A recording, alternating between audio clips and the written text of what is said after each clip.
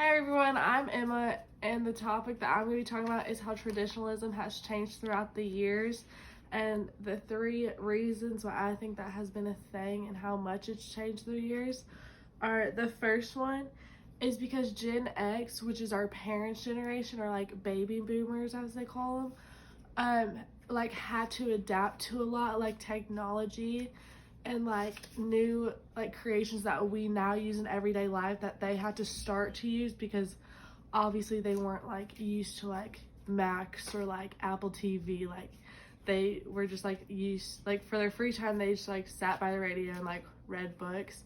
But like for our free time it's completely different. We're usually like scrolling through TikTok or Instagram. So like that's a big thing that they had to adapt to in their lifetime that we haven't had to like as much.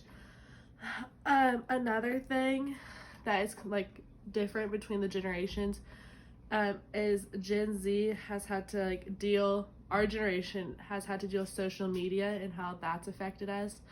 I think social media is a good thing and a horrible thing at the same time.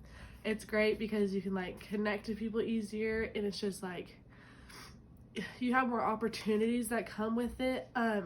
But a downside is how negative and toxic it can be, especially like to your self-esteem, because girls, at least for like my friends and a lot of girls I know, you like compare yourself to all the girls that like, let's just, for example, that the guys see like all the models, all the girls want to be like that and look like that, which I'm guilty of doing too. Like I'd love to look like that, but I don't. But that's had a lot of damage on our mental health because there is that aspect of like comparing, and obviously that's not good because you're like, I want to be her or whatever. But Gen X didn't have to deal with that because they didn't have phones, they didn't have Instagram or Snapchat to see what other people are doing without them or how they looked, or they just thought themselves was beautiful and they didn't have anyone else to like tell them otherwise. I have a quote from Tracy Hansen. She's a therapist, and it says, they're comparing themselves, which there is us, Gen Z. They're comparing themselves whether they admit it or not, which is true. I don't think a girl or a guy would openly say like, yeah, I'm comparing myself. That's just like not something we'd say, which I think is true. Like, it's not something we say, but it's like a big aspect of social media. Like everyone like has a problem with it. They just like get jealous of everything, and it's just a false like stereotype to how our life should be. And then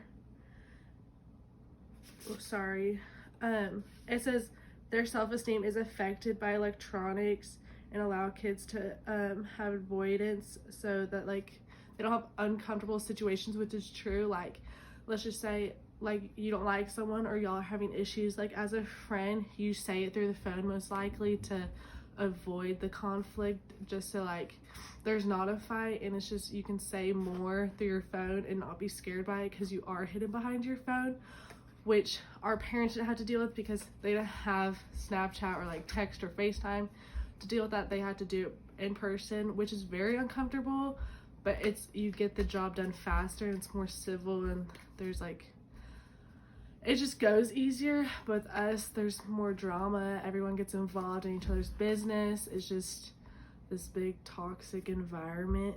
Another thing that's completely different through generations, which is a topic I've talked about before, is mental health. Baby boomers didn't really have mental health, even though it like was a thing back then. But our generation now, it's a big issue, like very big.